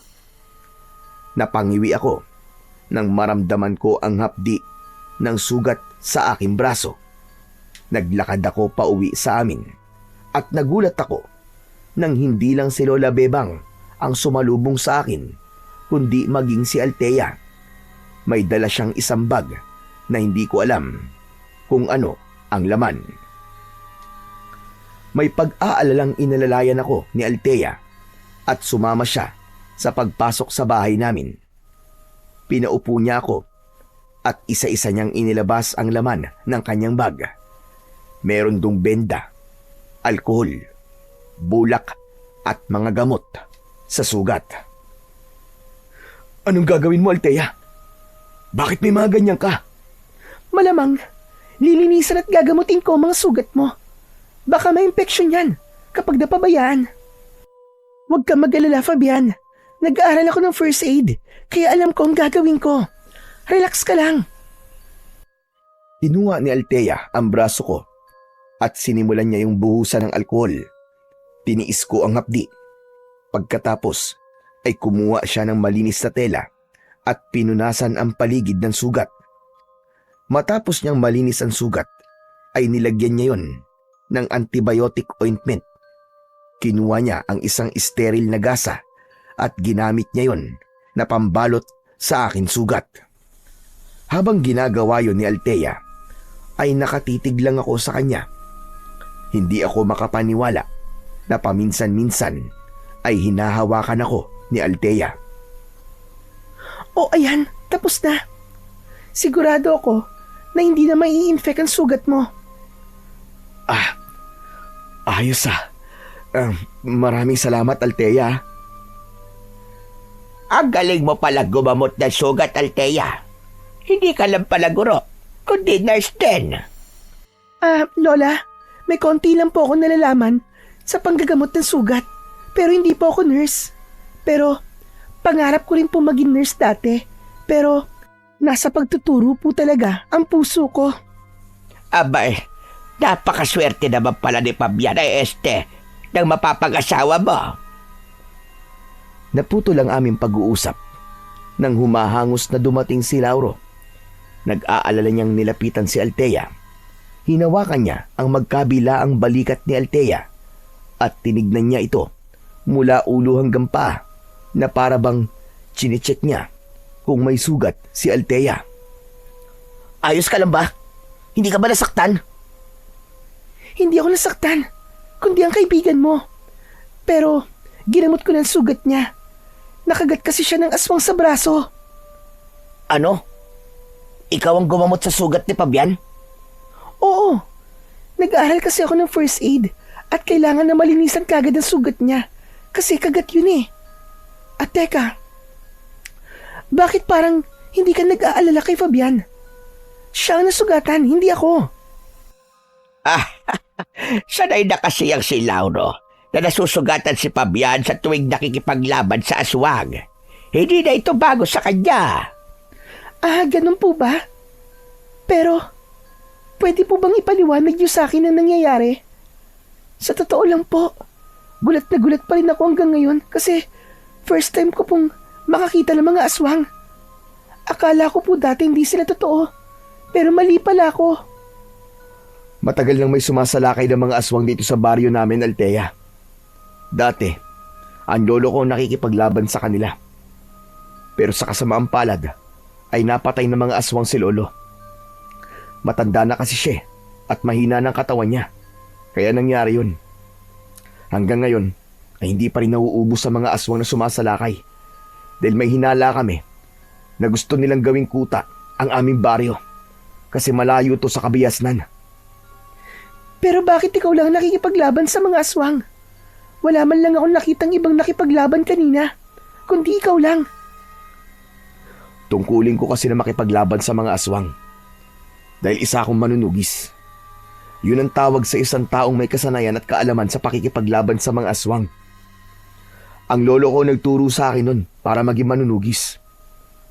Kaya naman nung mamatay siya, ako na ang pumalit sa kanyang pwesto. Ako lang kasi ang mag-isang nakikipaglaban. Dahil lahat ng tao rito sa amin ay takot sa mga aswang. Ha? Pero para sa akin, hindi ka dapat pumapayag na mag-isa ka lang nakikipaglaban. Dapat, kusa kang tinutulungan ng mga tao rito. Oo, bayani ang tingin nila sa'yo, pero buhay ang usapan dito. Hindi ba nila naiisip na sa tuwing humaharap ka sa mga aswang, ay nakalagay sa hukay ang kalahati ng iyong katawan? Huwag naman sanang mangyari, Pero paano kung may mangyaring masama sa'yo? Paano kung mawalan ka ng kakayahan na makipaglaban sa mga aswang? Paano na mga tao rito? Kung kahit isa sa kanila ay takot na makipaglaban? Ginagawa ko naman ang lahat, Althea, para walang masamang mangyari sa akin. Nangako kasi ako noon sa lolo ko, nung namatay siya, na ako ang uubos sa mga aswang dito sa amin. Nangako rin ako sa kanya na ako ang magbibigay ng tuldok sa pagsalakay ng mga aswang dito sa baryo namin. Magsasalita pa sana si Althea, pero biglang hinawakan ni Lauro ang balikat niya. Napatingin naman si Althea kay Lauro. Althea, masyado nang malalim ang gabi. Mas makakabuti kung ihatid na kita sa bahay ni Kapitana para makapagpahinga ka na. Saka, kailangan na rin magpahinga ni Fabian eh. Sige. Pero Fabian, bukas babalik ako rito para palitan ng benda ng sugat mo. Lauro, pwede bang wag mo munang papasukin sa trabaho si Fabian? Mas makakabuti kasi kung makakapagpahinga siya kahit isang araw lang. Althea, hindi na kailangan. Isang kagat lang naman to eh. Saka hindi naman mabigat ang trabaho ko sa tubuan. Hindi rin ito ang unang beses na nasugatan ako ng aswang. Kaya ko pa rin magtrabaho. Salamat sa pag-aalala mo ha. Tama si Althea, Fabian. Mas makakabuti siguro kung magpapahinga ka na muna bukas. Sa susunod na araw ka na lang magtrabaho. Ako na muna ang bahala na gumawa ng mga kailangan mong gawin bukas. Althea, tara na. Ihatid na kita sa bahay ni Kapitana. Matapos magpaalam ni Althea sa amin, ni Lola Bebang, ay umalis na sila ni Lauro. Hindi ko mapigilang mapangiti dahil sa kauna-unahang pagkakataon ay naramdaman ko ang pag-aalala ni Althea sa akin. Kung hindi lang siya nililigawan ni Lauro, ay iisipin ko talaga na may gusto na rin siya sa akin. Sa itsura mo, para kang hindi nakagat ng aswang Mukha kang idinuduyan sa ulap, Apo. Ang dami niyo naman po napapansin, Lola. Ay, sus! Paano hindi kita mapapansin? Habang ginagamot ka ni Althea kanina, halos maduling ka na sa sobrang kilig. Natural, kikiligin po ako dahil may gusto po ako kay Althea. Pero syempre, alam ko po ang limitasyon ko, Lola. Hindi ko po pwedeng ipaalam kay Althea na may gusto ako sa kanya. Kasi, nililigawan siya ni Lauro. Pero alam mo, Apo, sa tingin ko, may gusto rin sa'yo si Althea. Iba yung tingin niya sa'yo. Babae rin ako. Kaya alam ko yon. Pwede ba, Lola? Huwag niyo na nga akong paasahin. Ay, sus! Halata namang kinikilig ka sa sinabi ko. Pero bahala ka sa buhay mo. Basta ako, ramdam ko na ikaw ang gusto ni Althea at hindi ang kaibigan mo si Lauro. Nang nagtungo na si Lola Bebang sa kwarto, ay hindi ko napigilan ang mapangiti dahil sa mga sinabi niya. Bumangon ang konting pag-asa sa puso ko na baka nga totoong may gusto si Althea sa akin. Ngunit agad na nawala ang pag-asa na yun nang maalala ko na gusto rin pala ni Lauro si Althea. Muli kong napagtanto na kung sakali na gusto rin ako ni Althea ay hindi pa rin pwedeng maging kami. Ayokong saktan ang damdamin ni Lauro, lalo na't ramdam ko na mahal niya si Althea. Nang sumunod na araw ay hindi muna ako pumasok sa trabaho. Pagkatapos naman ni Althea na magturo sa mga bata, ay dumiretso siya sa bahay namin para muling lagyan ng gamot ang sugat ko at palitan yun ng benda. Wala noon si Lola Bebang dahil nagpunta siya sa palengke, kaya kaming dalawa lang ni Althea ang nasa bahay. Habang nilalagyan ni Althea ng bagong benda ang sugat ko, ay hindi ko mapigilang mapatitig sa kanya.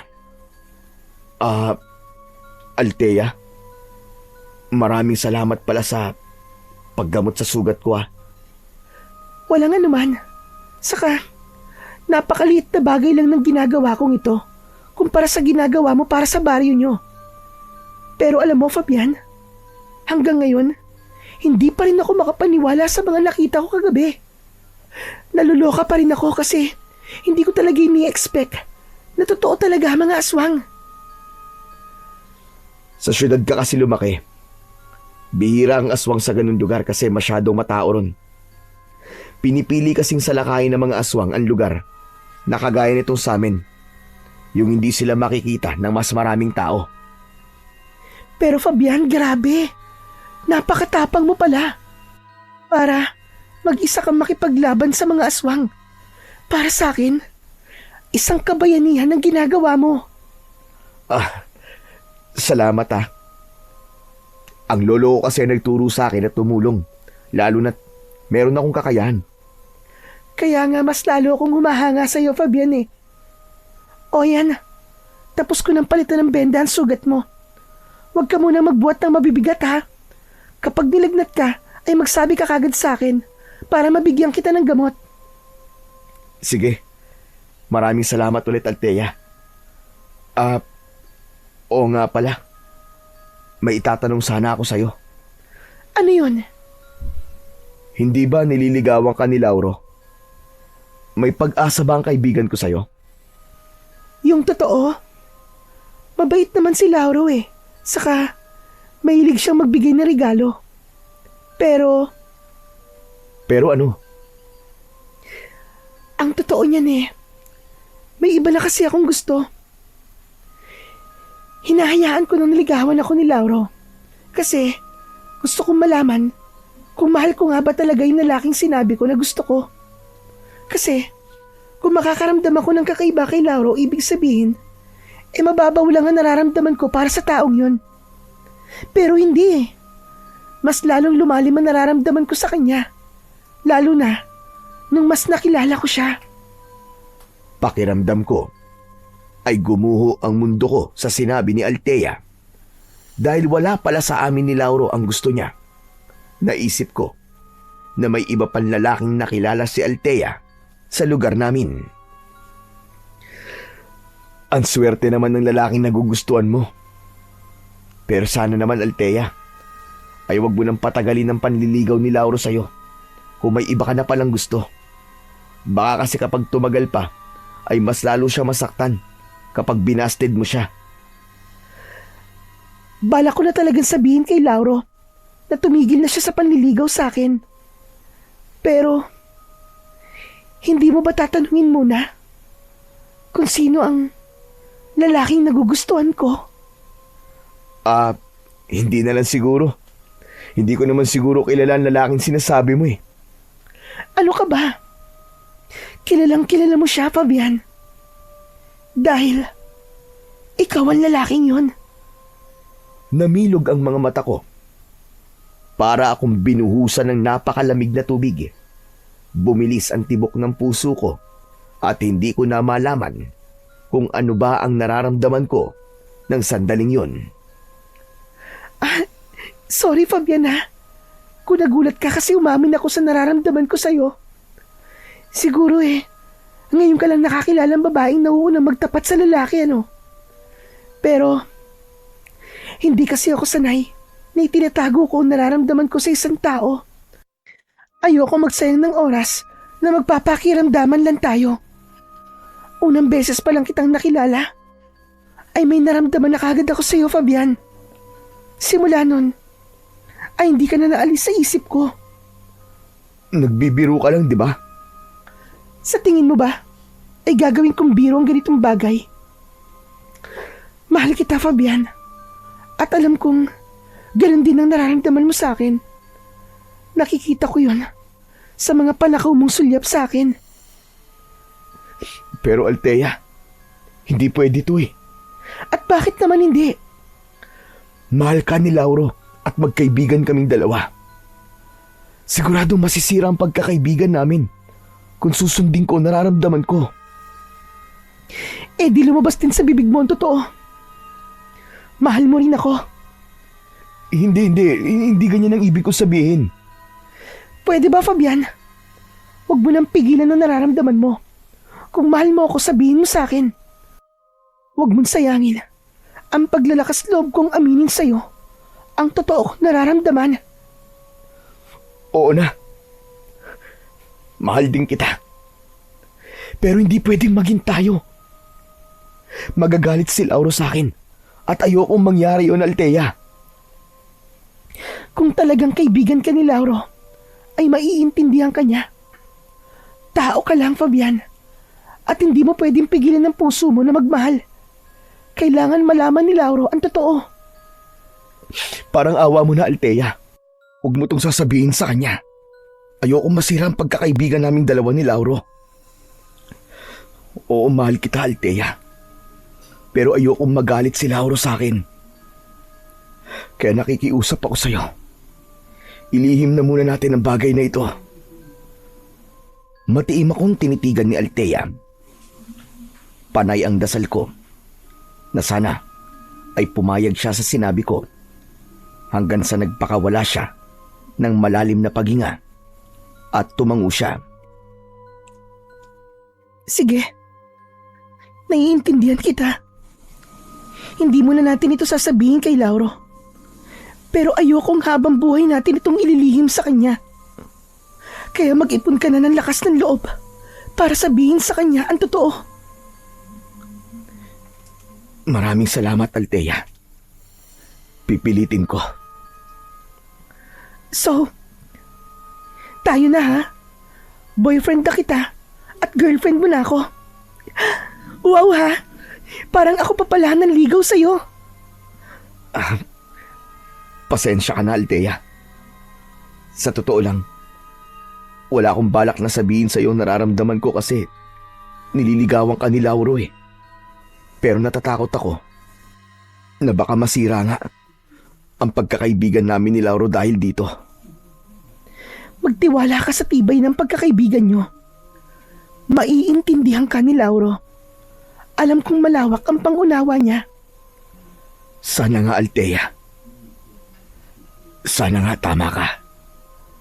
Ngumiti si Althea at gumanti ako ng ngiti sa kanya na may kasamang pangamba.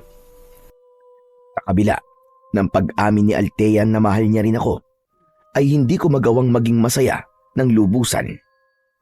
Alam ko kasi na nanganganib na masira ang pagkakaibigan namin ni Lauro.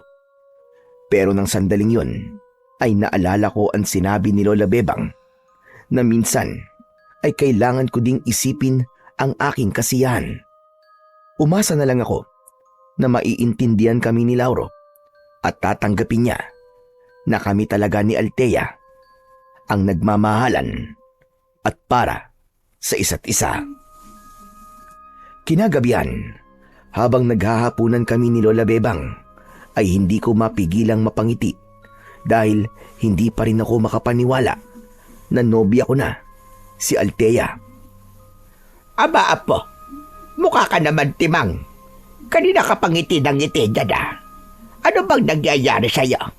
Baka naman pwede mong sabihin sa akin. Lola, hindi po kayo maniniwala sa sasabihin ko. Huwag mo nang sabihin kung hindi rin naman pala ako maniniwala. Lola, kami na po ni Althea. Nobya ko na po siya. Ano ka ba? Totoo ba yung sinasabi mo? O nag-iilusyon ka lang? O di ba?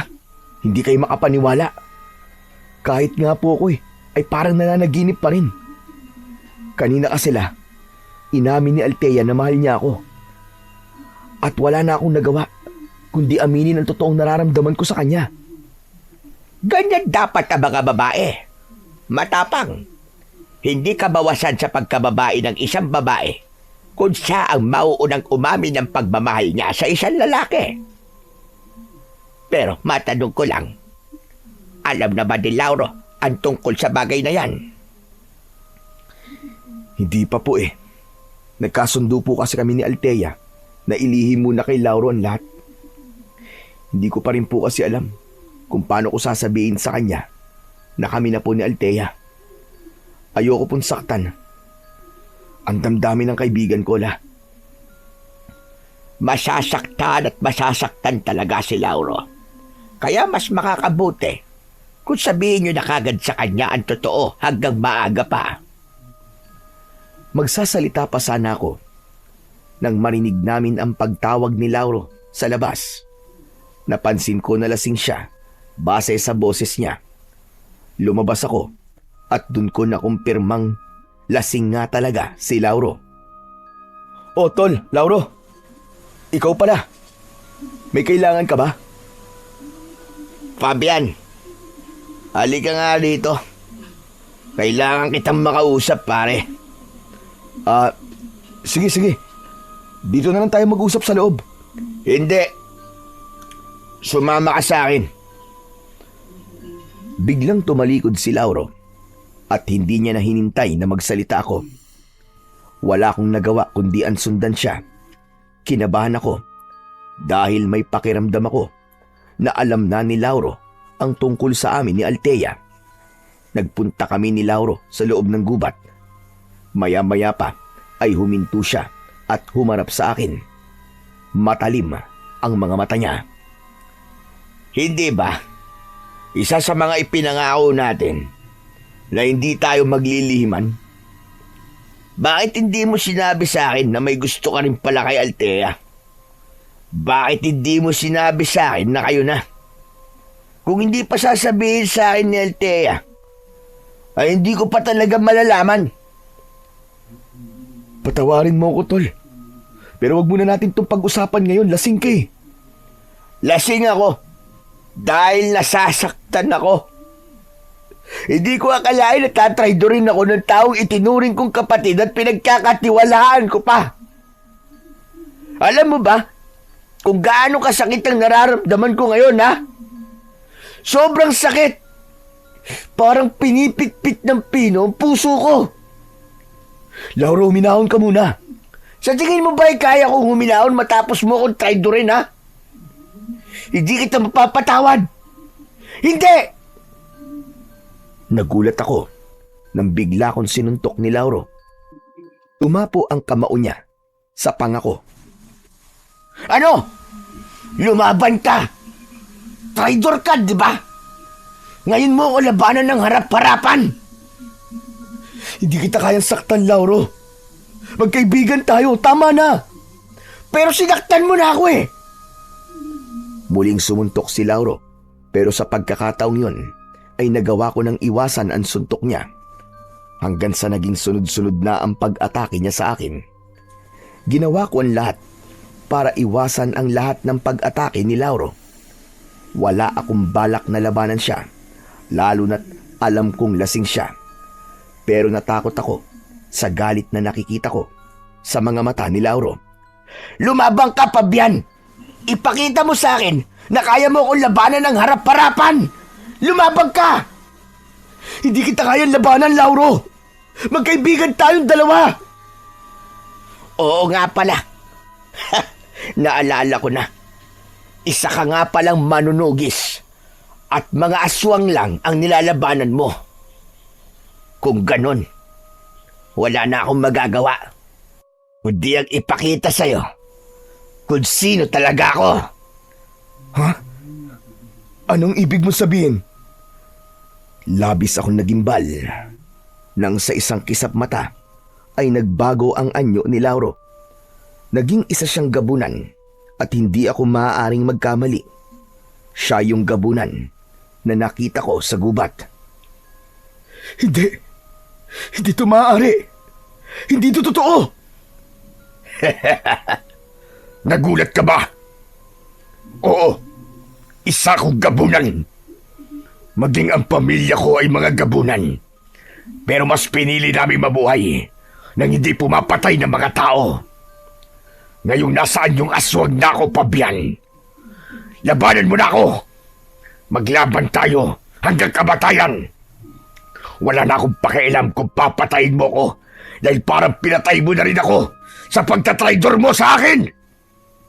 Kaibigan kita, Lauro. Hindi kita kayang patayin. Kahit isa ka pang aswang. Hindi mabubura ng pagkaaswang mo ang pagkakaibigan natin dalawa. Kung hindi mo ako kayang patayin, ikaw ang papatayin ko! Mabilis na sumugod si Lauro sa akin habang nakaumang ang matutulis niyang mga kuko. Dahil gulat na gulat pa ako, ay hindi ko nagawang iwasan ang pagbaon ng mga kuko niya sa dibdib ko. Nawalan ako ng balanse at napaupo ako sa lupa. Unti-unting lumapit si Lauro sa akin habang nanlilisik ang mga mata niya. Tama na, Lauro, pakiusap! Hindi dapat tayo naglalaban! Magkaibigan tayo! Sa'yo pa talaga nanggaling ang mga salitang yan. Walang tunay na kaibigan. Ang tinatraidor ang kaibigan niya! Malakas na sumigaw si Lauro at nang akmang aatakihin niya ako ay biglang dumating si Althea. Umiiyak na niyakap ako ni Althea habang nakatingin siya kay Lauro. Natigilan si Lauro at nangilid ang luha sa mga mata niya. Althea! Tama na, Lauro!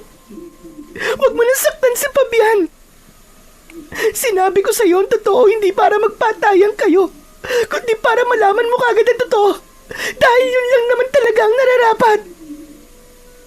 Ayoko nang patagalin pa ang lahat. Kaya ako na nagsabi sa iyo na nagmamahalan na kami ni Fabian. Pero mahal din kita, Althea. Ano ba sa tingin mo mararamdaman ko? Ang maging masaya? Kaya ko ba maging masaya? Gayon tinraidor ako ng sarili kong kaibigan? Hindi kanya tinraidor. Kung alam mo lang, kung paano pinigilan ni Lauro ang nararamdaman niya. Dahil alam niya na mahal mo ako. Kahit na anong sabihin mo, ay hindi mo na mapipigilan ang dapat na mangyari ngayong gabi. Isa lang ang dapat na mabuhay sa aming dalawa ni Fabian. Dahil hindi ko kayang mabuhay na makikita ko ang taong yan. Kung ganun, ako na lang ang patayin mo at wag na si Fabian. Total, ako naman ang punot dulo ng lahat ng ito. Ako ang dahilan ng pagkasira ng pagkakaibigan yung dalawa. Handa akong mamatay. Basta't ipangako mo sa akin na hindi mo papatayin si Fabian. Mahal na mahal ko siya, Lauro. Kaya parang awa mo na. Huwag mo siyang papatayin. Althea, umalis ka na rito. Hayaan na lang natin si Lauro sa gusto niya. Kung ang pagpatay niya sa akin ang nakakapagpawala ng sakit na nararamdaman niya, ay nakahanda akong mamatay. Ayoko. Hindi ko kaya mabuhay na wala ka. Hindi ako papayag. Napapatayin ka niya. Nakita ko ang pagtulo ng mga luha ni Lauro. Unti-unti siyang bumalik sa pagiging tao. Walang imik na tumalikod si Lauro at naglakad siya palayo. Hindi ko na sinubukang habulin si Lauro dahil alam ko na kailangan niyang mapag-isa para makapag-isip siya ng maayos. Isa pa, galit pa rin siya at hindi magandang kausapin ko siya na ganun ang nararamdaman niya. Mahigpit kong niyakap si Althea. Iyak siya ng iyak dahil hindi siya makapaniwala na buhay pa ako. Mabuti na lang at sinundan ko kay ni Lauro. Akala ko talaga ay mawawala ka na. Maraming salamat, Althea. Ikaw ang nagligtas sa buhay ko. Pero si Lauro, isa pala siyang aswang. Kanina ko lang din nalaman ang bagay na yan. Ang totoo niyan ay siya yung aswang na nakita ko sa gubat. Kaya pala ayaw niya akong labanan noon. Pero naniniwala ako na kahit isang aswang si Lauro ay hindi siya banta sa mga tao. Dahil isa siyang mabuting kaibigan. At alam ko na mabuti ang kanyang puso. Magsasalita pa sana si Althea nang marinig namin sa hindi kalayuan ang sigaw ng mga tao. Alam ko na sumasalakay na naman ang mga aswang sa baryo namin. Kahit may sugat ako sa dibdib, ay tumayo pa rin ako at kasama kong tumakbo si Althea palabas ng gubat. Sumama siya sa akin pabalik sa bahay at doon ay sinalubong kami. ni Lola Bebang. Diyos ka! May sugat ka, abo ko! Ayos lang po ako, Lola. Kailangan ko po munang labanan ng mga aswang. Kayo na po muna ang bahala kay Althea. Kinuha ko sa kusina ang itak at agad kong hinarap ang mga aswang.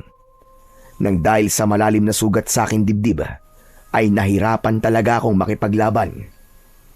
Ramdam ko na marami ng dugo ang nawawala sa akin, pero pinilit ko pa rin na labanan ang mga aswang. Ilang aswang ang nagawa kong patayin, pero dahil sa nangihina na ako, ay may isang aswang na nagawa akong sunggaban. Akmang tatagain ko siya, pero nagawa niyang kagatin ang braso ko. Malakas akong napasigaw hanggang sa tuluyan ko nang nabitiwan ang aking itak. Nang sandaling yon, ay inisip ko na katapusan ko na. Imbis na ang sarili ko ang isipin ko, ay naisip ko ang mga tao sa aming baryo. Alam ko na malalagay sa mas malaking panganib ang baryo namin kung mamamatay ako, dahil walang may kakayahang makipaglaban sa mga aswang, kundi tanging ako lang. Hanggang sa nakita ko sa gilid ng mga mata ko ang isang itim na nilalang. Mabilis siyang lumapit sa akin at sinakal niya ang aswang na nasa ibabaw ko. Malakas niyang ibinalibag yon sa lupa at itinarak niya sa dibdib ng aswang ang matutulis niyang mga kuko. Labis akong nagimbal nang malaman ko na si Lauro na nasa anyong gabunan ang nagligtas sa akin. Nagtama ang aming mga mata. Inilahad niya ang isa niyang kamay at walang pagdadalawang isip na tinanggap ko yon. Sa kanya ko hinila patayo. Lauro, salamat sa pagliligtas mo sa buhay ko. Magpasalamat ka! Dahil kaibigan kita, tol. Patawarin mo ko. Patawarin mo kaming dalawa ni Althea. Hindi ito ang oras para pag-usapan natin ang bagay na yan. May mga aswang pa tayong kailangang ubusin. Mabilis na nawala si Lauro sa harapan ko, at nang muli ko siyang nakita, ay nakikipaglaban na siya sa mga aswang. Walang naging laban ang mga aswang sa kanya dahil sa bilis ng galaw niya. Ginamit ni Lauro ang matutulis niyang mga kuko at ngipin para patayin ang lahat ng aswang na nagtatangkang patayin siya. Maluwa-luwa kong dinampot ang aking itak. Hindi kasi ako makapaniwala na sa kabila ng sakit na nararamdaman ni Lauro, ay nagawa pa rin niya akong tulungan. Doon ko napagtanto na sa kabila ng lahat ay mas nangibabaw pa rin kay Lauro ang aming pagkakaibigan. Itinuon ko muna ang aking atensyon sa pakikipaglaban sa mga aswang. Tila bumalik ang lakas ko dahil sa kasama kong nakikipaglaban ang matalik kong kaibigan. May mga pagkakataon pa na kapag hindi ko namamalayan na may aswang na atake sa akin, ay pinoprotektahan kagad ako ni Lauro. Hanggang sa halos lahat ng mga aswang ay napatay na namin. Napakaraming bangkay ng mga aswang ang nagkalat sa paligid. May iilang aswang na tumakas papunta sa gubat, pero sinundan sila ni Lauro. Kahit hindi ko na nakita ang ginawa ni Lauro sa mga aswang na yon, ay alam ko na hindi sila makakaligtas sa bangis ng kaibigan kong gabunan. Sa gabing iyon, napatunayan ko ang tibay ng pagkakaibigan namin ni Lauro. Mas lalong tumaas ang respeto at paghanga ko kay Lauro, dahil kahit nasaktan siya dahil sa akin, ay hindi pa rin niya ako natiis at iniligtas pa niya ang buhay ko. Isang linggo ang mabilis na lumipas, at sa loob ng isang linggo ay wala ng mga aswangan sumalakay sa aming baryo. Hindi ko alam kung naubos na ba sila o natakot na silang bumalik dahil nalaman nila na hindi lang ako ang haharap sa kanila, kundi may isang gabunan na tutulong sa akin sa pakikipaglaban. 1 linggo ko na ring hindi nakikita at nakakausap ang kaibigan kong si Lauro. Alam ko na nagpapalamig lang siya, pero hindi pa rin nawala sa akin ang mag-alala para sa kanya. Sinabi ko kay Lola Bebang ang totoo tungkol sa pagkatao ni Lauro. Sinabi ko sa kanya na wala kaming dapat ikabahala kahit isang gabunan si Lauro dahil hindi siya banta sa mga tao. Isang hapon, kasama ko sina Lola Bebang at Althea na nagmemeryenda sa harapan ng aming bahay. Masaya kaming nagkwekwentuhan nang biglang dumating si Lauro. Hindi ko na napigilan ang sarili ko na lapitan at yakapin siya ng maigpit. Sa wakas nagpakita ka na rin, Tol. Ilang araw na kami nag-aalala sa'yo eh. Umalis muna ako para makapag-isip-isip.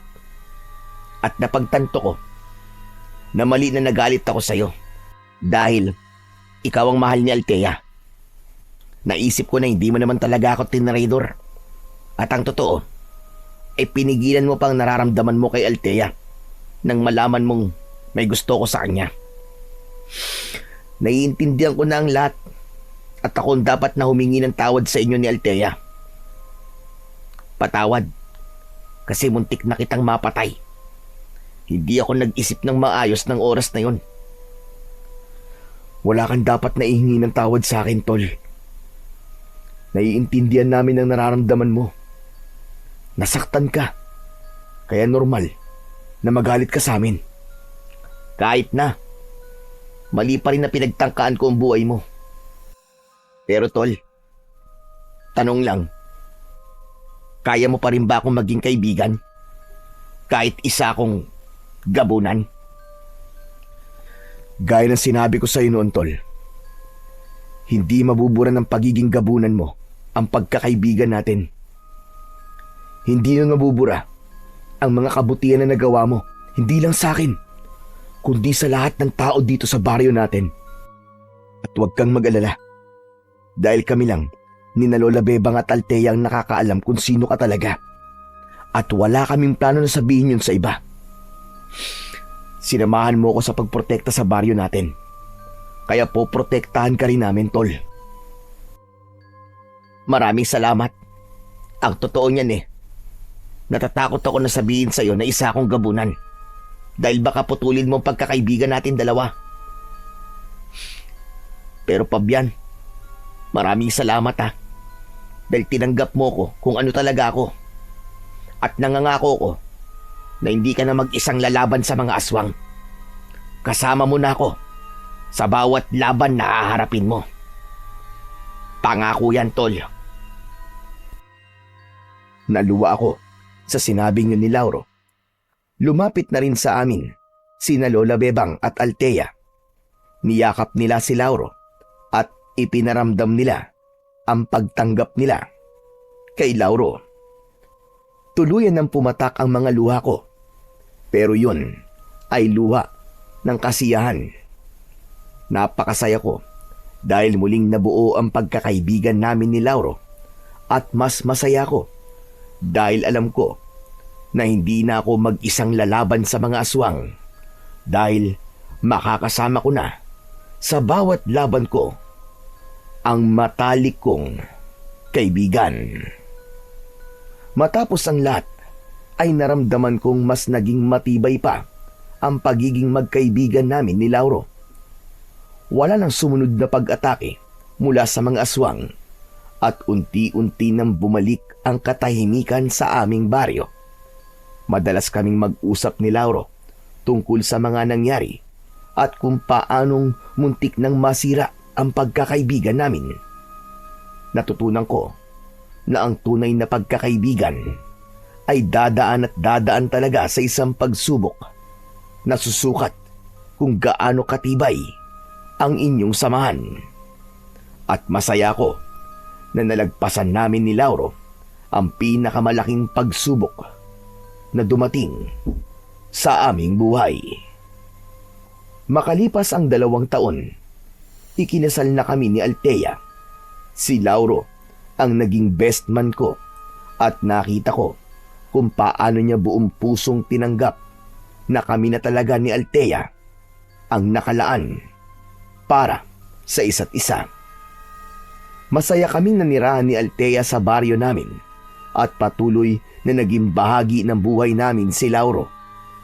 Nangako ako sa sarili ko na hindi lang ang sikreto ni Lauro ang poprotektahan ko, kundi pati ang pagkakaibigan namin na napatunayan naming mas matibay pa kesa sa kahit na anong pagsubok.